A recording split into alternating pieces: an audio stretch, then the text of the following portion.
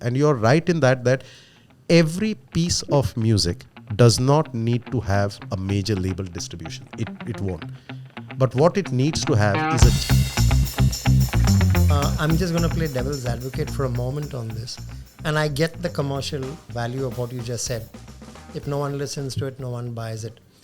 How much do you value the artists, how should I say, the talent inside of him or her, them? How do you value their personal take on the magic of what they're creating?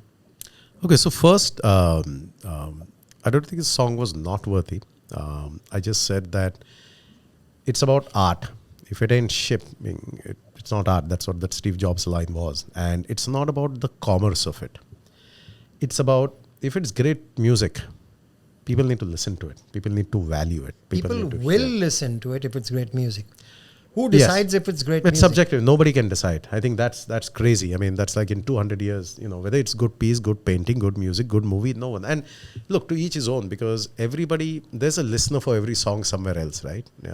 But I think what tends to happen is that one is our business is entirely subjective. That's about it, right? It cannot be, you may like something, I may not like something. And, maybe 7 billion people on the planet may not like the same thing. But what is important is that you create it with whatever belief you have, with the ability to adapt and understand your fans. And that's that. Now, when it comes to artists, right? And if I understand your question right, it's pretty much about the artist's involvement, take, and the effort that the artist puts into it, right? I come from the school of thought that basically says, I think the effort matters. The result sometimes matters more. And one is not discounting the effort.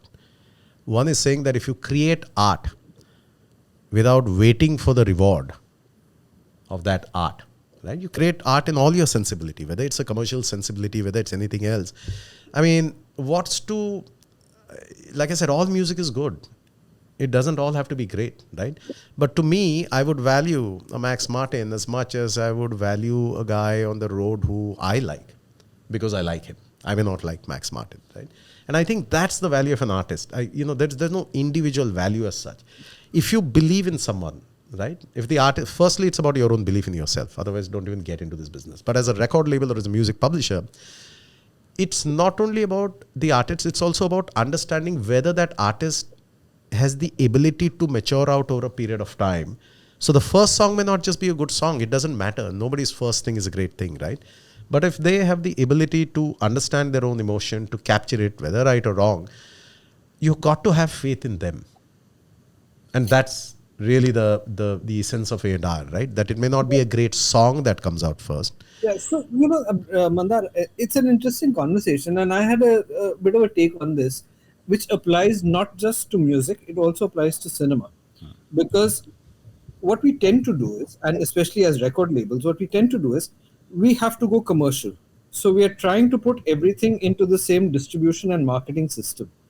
Whereas there is some music, or what Mandar doesn't like to say, content, that may not be fit for distribution in the mass. Okay, like some movies work well on OTT, they don't find a place in cinema halls. Some are single screen films, some are multiplex films, some are OTT films.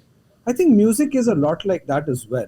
So if we are trying to, let's say, match the results of a world music album. Okay, so we all know Ricky has just won the Grammy, Ricky Cage's.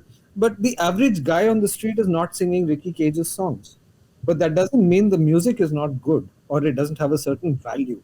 My point was exactly that. Do we value the efforts of creativity, irrespective of its commercial viability or returns? I think we have to find the distribution outlet for a different kind of music.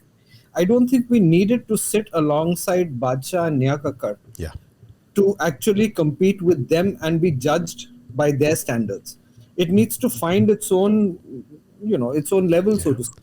And you're right in that every piece of music does not need to have a major label distribution. It won't. But what it needs to have is a champion or an entrepreneur who understands the value of that, who understands where the fans are, and then goes finding those to be able to exploit. So it's got nothing to do with the value of the music as much as somebody who's championing them in the right direction.